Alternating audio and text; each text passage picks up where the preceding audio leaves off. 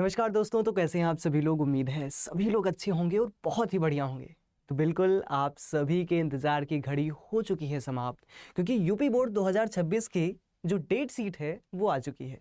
वो 10th के बच्चों के लिए भी आ चुकी है और बोर्ड के बच्चों के लिए भी आ चुकी है। तो उस डेट शीट के बारे में ही चर्चा करेंगे।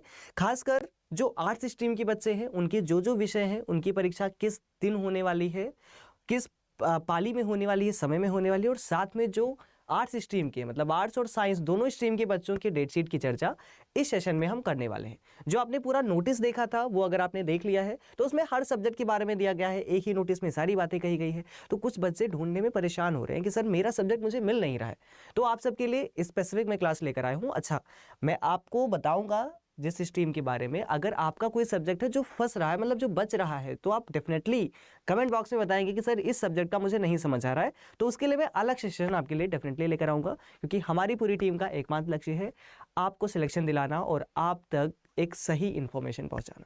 तो सबसे पहले देखते हैं, हमारी जो परीक्षा शुरू हो रही है वो 18 फरवरी से शुरू हो रही है, 12 मार्च तक जा रही है। अब सभी जानते हैं कि जो फरवरी है, मतलब 10 फरवरी से लेकर 12 फरवरी, 14, 16, 18, ऐसे ही 22 फरवरी, ऐसे ही आपकी परीक्षा शुरू हो जाती है।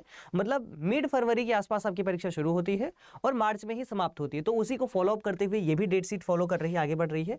अगर यहाँ मैं आर्ट्स स्ट्रीम के बच्चों की बात करूँ, जो आर्ट्स वाले बच्चे हैं, तो उनकी जो परीक्षा है 8 फरवरी वाले दिन होगी, सामान्य हिंदी और हिंदी।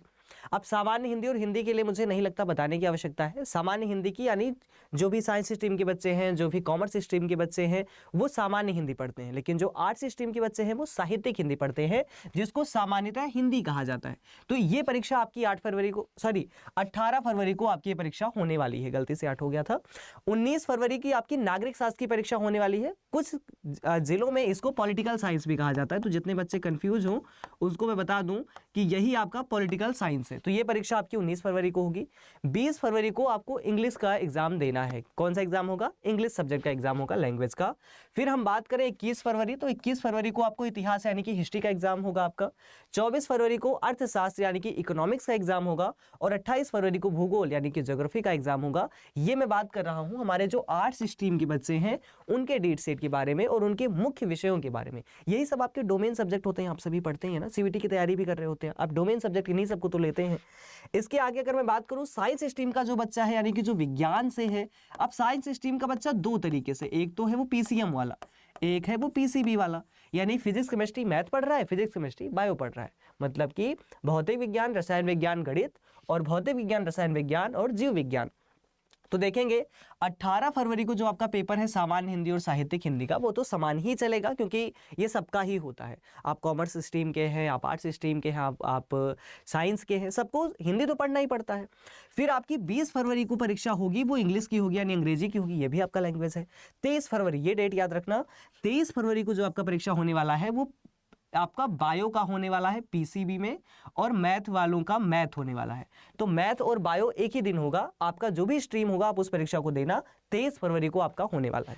इसके बाद अगर मैं बात करूं 25 फरवरी, तो 25 फरवरी को आपका केमिस्ट्री होगा यानी कि आपका रसायन शास्त्र होगा, रसायन विज्ञान होगा, और 27 फरवरी को आपका फिजिक्स होगा यानी कि आपका भौतिक विज्ञान होगा। तो ये आपके सारे पांचों सब्जेक्ट हो गए। मतलब साइंस स्ट्रीम के अगर मैं मोटे मोटे तरीके से बात करने का प्रयास करूं तो जो साइंस स्ट्रीम का बच्चा है उसका एग्जाम सिंपल है, 18 को होगा, 20 को होगा। 18 को हिंदी है, 20 को उसका इंग्लिश है। उसके बाद में यहां पर हम देख रहे हैं कि उसके बाद में आपका 23, 25 और 27 को है। 23, 25 और 27 को है। यहां पर अगर मैं 23 की बात कर रहा हूं तो 23 को आपका हो जाएगा जो बायो है और जो मैथ है। 25 को अगर मैं बात कर रहा हूं तो 25 तो सभी के लिए है, आपका केमिस्ट्री का एग्जाम होगा, और उसके बाद में 27 को आपका फिजिक्स का पेपर होने वाला है। तो सारे बच्चे जो साइंस स्ट्रीम के हैं यानी कि विज्ञान वर्ग के जो बच्चे हैं वो इस डेट शीट को ध्यान रखेंगे, ठीक है। यहीं पर लगे याद, अगर मैं ह्यूमैनिटीज वाले बच्चों की बात करूं यानी कि जो आर्ट्स वाले बच्चे हैं, तो आपका भी समान ही शुरू होगा, यानी कि आपका 18 फरवरी को आपका पेपर होने वाला है। उसके बाद में आपका पेपर कब होगा? 18, 19, 20, 21, 24।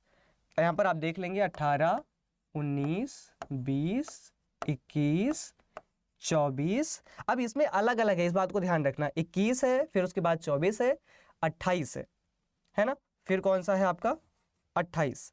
तो 28 को भी आपका पेपर होने वाला है, यहाँ पर हम जो देख पा रहे हैं। आर्ट्स स्ट्रीम वाले बच्चों के लिए सब्जेक्ट की अगर मैं बात कर लूँ तो देखो शुरुआत के सब्जेक्ट तो सिंपल है। 18 फरवरी को आपका हिंदी होगा और आपका जनरल हिंदी होगा यानी सामान्य हिंदी। 19 को आपका इंग्लिश होने वाला है। अगर मैं यहीं पर 20 फरवरी की बात करता हूं तो 20 फरवरी को आपका क्या होने वाला है, सॉरी 20 फरवरी का इंग्लिश होगा। ये इस दिन आपका पॉलिटिकल साइंस होने वाला है यानी कि आपका नागरिक शास्त्र होने वाला है। नागरिक शास्त्र इस दिन आपका इंग्लिश होने वाला है 20 तारीख की अगर मैं बात करूं। अगर 21 की बात करूं तो आपका हिस्ट्री है। फिर 24 को बात करूं तो आपका अर्थशास्त्र है यानी कि आपका इकोनॉमिक्स है, इको है।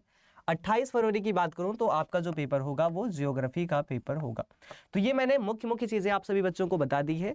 अगर इसमें फिर भी कोई डाउट होता है डेफिनेटली आप लोग बताएंगे, चाहे वो आर्ट्स स्ट्रीम के हैं चाहे साइंस स्ट्रीम के हैं। और अगर आपका कोई ऐसा सब्जेक्ट है जो आपको नहीं समझ में आ रहा है या इस स्ट्रीम से होते हुए भी आपने जैसे चित्रकला ले रखा है या कोई और विषय ले रखा है तो आप डेफिनेटली कमेंट बॉक्स में बताएंगे। उनके लिए मैं स्पेसिफिक एक अलग क्लास लेकर आऊँगा, एक अलग सेशन लेकर आऊँगा जिसमें आपको पूरी जानकारी दी जाएगी।